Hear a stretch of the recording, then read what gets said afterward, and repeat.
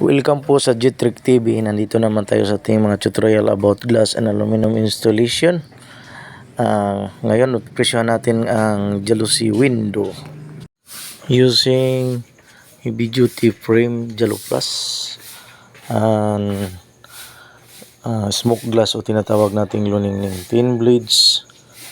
Ang sukat niya sa bintana ay nasa 3.5 by 4 at alamin natin ngayon kung magkano ang walong ng set na 10 blades.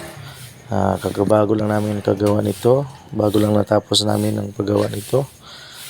Tingnan natin kung magkano yung lahat kasama na ang labor at ating alamin ngayon ang presyo ng kalahatan kasama ng labor ay nasa 10,000 lang po ang lahat ng kasama ng labor, lahat na yan. At maraming salamat po sa panonood at huwag kalimutang mag-subscribe at mag-like. Maraming salamat.